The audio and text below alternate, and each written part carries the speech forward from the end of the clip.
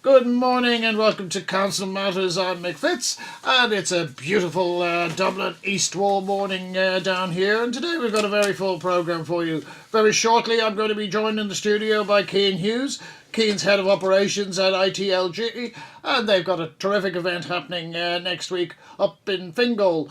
And then following that, we are going to be hearing an announcement from Councillor Trevor Gilligan, who's on South Dublin County Council. So without further ado, I'm going to welcome our first guest into the studio, Cian Hughes. Cian, welcome to CouncilMatters. Thanks a million, Yes. Mick. Thanks for having me on the show. You're very, very welcome. Cian, ITLG, what is it and what's it all about? So ITLG is an organisation that was created by John Hartnett in Silicon Valley back in 2007. It's been going very strong from strength to strength over the last number of years. The whole idea of the organisation is to help Irish startup companies, technology startup companies, to scale and grow into the global markets, but with particularly a focus on Silicon Valley, but also to help the Silicon Valley giants, the Microsofts that we don't know about yet, the Facebooks, the Twitters, to look at Ireland as being a location for them to set up a global headquarters, but also to understand why Ireland is the place to actually do that outside of the United States. Okay. We often think of when we think of IT in Ireland, we think of it from a corporate perspective. Are you saying that there's an awful lot of small and medium enterprises out there that are involved in this sphere? There's hundreds of tech startups in Ireland at the moment. They're all coming out with great ideas. Some will be hugely successful, we all hope. Some will be less so. But the key thing for companies that are coming out of Ireland in the tech space is to look at global markets and to think big about where their product can go, and that it can be a global product that people all over the world will use. Yeah. Looking at that though, from my background in IT, I would have suggested that, first of all, you couldn't really rely on an Irish market. It's simply too small, and your R&D costs to develop or to bring a product to market, unless it's a very quick one-off app sort of thing, would be it really wouldn't be worth the effort. Am I wrong in that one, or certainly feel free to correct me on it then, Cian? Ireland is a fantastic pilot market for technology products. We've got the right demographic in terms of spend, understanding of technology, adoption of technology within the Irish population. So it's a great location for companies to start up and to pilot their project. But they've got to have the ambition to scale the product globally and to sell it, particularly in the United States, into the UK, into Europe and into Asia as well. But the footprint in Ireland allows them to do that very successfully and to actually try out the product, see what works, see what doesn't work, and then take it from there. Yeah. When we talk about product in this case, are we talking hardware? Are we talking software? We're talking both. In fact, the convergence of hardware and software is really significant over the last number of years. I suppose if you think about a number of years ago, you just had a computer and it did things. Now you've got the Internet of Things, where you've got devices that are smart all over your home, all over now in agri-tech, where you've got smart devices on the farm, where literally everything is becoming connected and controllable remotely. And that's one of the themes of our conference, is around the Internet of Things and the management of devices and how all that hangs together, and also this whole idea of the cloud and big data and where all that data is going and how it's analysed, and the analytics around, I suppose, weather here versus traffic there versus, number of people in a particular building buying or not, as the case may be, and hanging all that data together and analysing what that can mean. Sure. Help me cut through the hype here, because in the days of the boom, I can remember a statement by the minister at the time, Minister Mary Harney, and she said, Ireland is the biggest exporter of software in the world. Now that's a bold statement, because that would suggest Ireland is also the biggest manufacturer of software in the world, which I think we know is not true. But it doesn't necessarily mean that from a commercial point of view that her statement was invalid. What's the situation really? Are we producing, when you talk about bringing things to Silicon Valley, what are you talking about? Bringing a prototype, or are you bringing an idea, a physical or product? Pardon? A product that's ready for market, that's already been sold in markets here. we would actually encourage companies to have a physical presence in Silicon Valley as soon as they can, afford it. So have a CEO potentially or a general manager in Silicon Valley, because to get a footprint into any market you need to have a presence there. It's really important. Okay. And you need to be able to sell, show, demo, as opposed to coming over for a week and then coming back to Ireland. You just simply cannot get the ongoing engagement with customers, partners, investors, etc. Sure. unless you actually are physically there all of the time. Okay. It's an incredible environment in Silicon Valley and Sure. in other areas in the United States as well. But Silicon Valley, the dynamic around Silicon Valley, which is why we're so excited about it, is the fact that it's got the education, the universities providing the key talent to work in corporations. It's got the investment. More than 40% of all investment, venture capital investment, in the United States takes place in Silicon Valley and in Silicon Valley companies. Yep. Way, way more than any other region in the entire United States. So that's really important to understand. And they're kind of the key ingredients. Plus you've obviously got the ecosystem there in terms of you've already got the companies like the Googles, the Microsofts, that are already located there. Intel, Facebook, they're all there. So they're creating. It's the Wall Street of IT in that sense. Absolutely, and it's quite a small, short region. You can drive from one end of Silicon Valley to the other in less than an hour. Yeah. And then you've got San Francisco, which is it's effectively become part of Silicon Valley is, now. Yeah. And you've got the Napa Valley for those who... Like a drop of wine, like absolutely. A drop of wine. Tell me this then, Cian. I mean, from my experience in IT, the two major bottlenecks for anybody with who might be living up in Drumcondra and have a bright idea would be capital and know-how, or capital and knowledge in that sense of the word. How do we shape up in that regard in Ireland? We're very strong in Ireland at the moment. The know-how piece, I think, is very strong. Okay. In that you have great universities.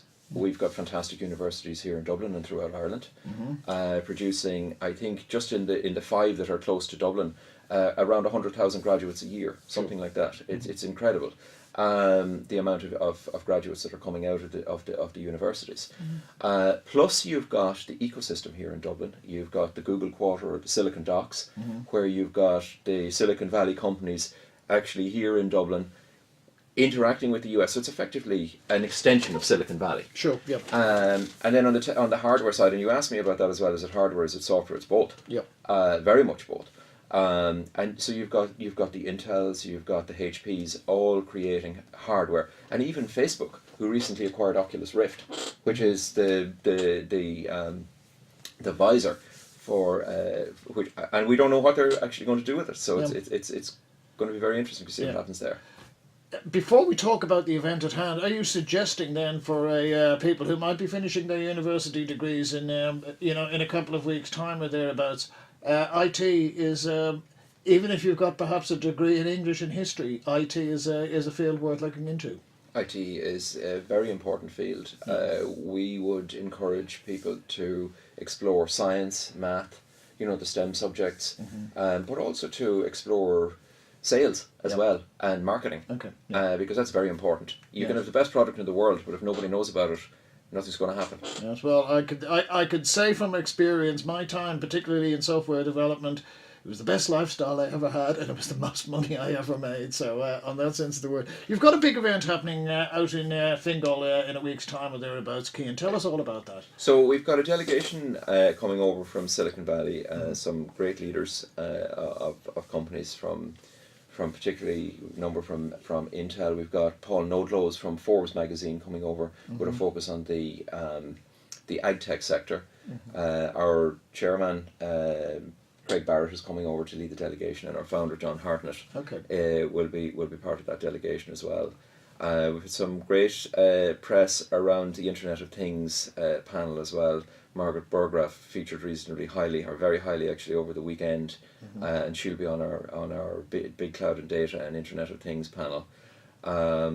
So the event that people can attend is on Tuesday. It's the 26th. It's next Tuesday. That's next Tuesday, yes. It's a full day summit at the Helix in DCU. We've got themes that typically the ones that we've talked about: Internet of Things, cloud and big data, agri-tech. We've a discussion around innovation, and actually in terms of that, when you talked about the universities, new ways of innovation, new ways of creating technology, things like hackathons. One of our long-term supporters and founders, or our partners from Ireland, who a huge company in China as well, PCH International, founded by Liam Casey. They're running a hackathon in the DCU Innovation Campus, and so it links in really well with us and our event on Tuesday. And so the whole idea there is that there's new ways of getting people together who might never have met, and creating new ideas, but also things like Coder Dojo, the digital learning, and all of those kind of topics. We'll discuss them on our innovation panel. Sure. And then we have a big section on investment. Yep. Seems like a great networking opportunity as well. Apart from a learning experience, a fabulous networking opportunity for people. It's a fantastic networking opportunity for folks. We have a gala dinner in the Crown Plaza Northwood afterwards, which will be a great opportunity for people to probably have a more of a relaxed networking experience after the conference. But the actual day itself, there's a lunchtime period. There's a number of great breaks where people will have an opportunity to discuss what they heard at the different panels during the day at the event. Yes.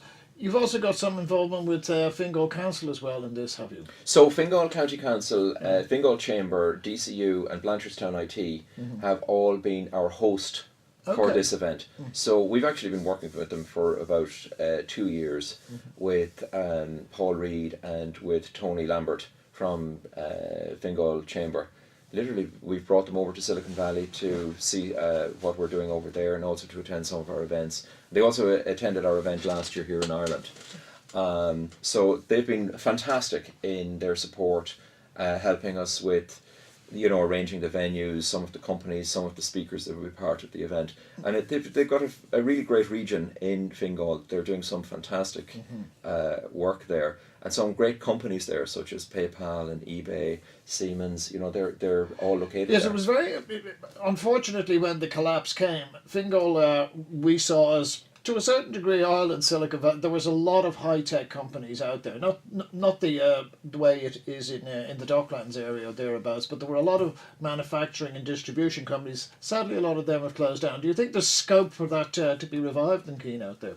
I think that the economy has really started to come back extremely strongly again, and I think that the whole focus of this conference is to encourage companies to set up in the region and to come in as foreign direct investment into the area.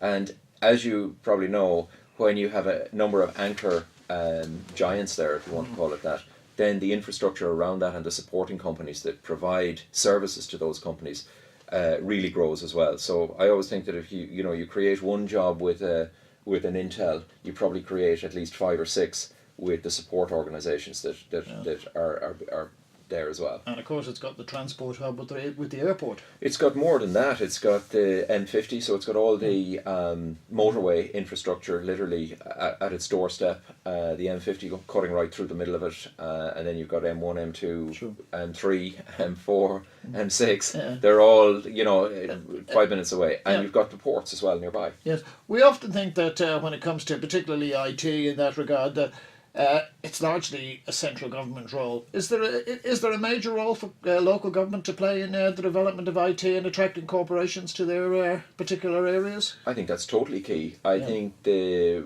role that they have is actually it's the interpersonal relationship. So when someone comes over to Ireland to see what's available, what's it all about, they hear about the tax, the tax opportunity for corporates. Sure. But it's a lot more than that.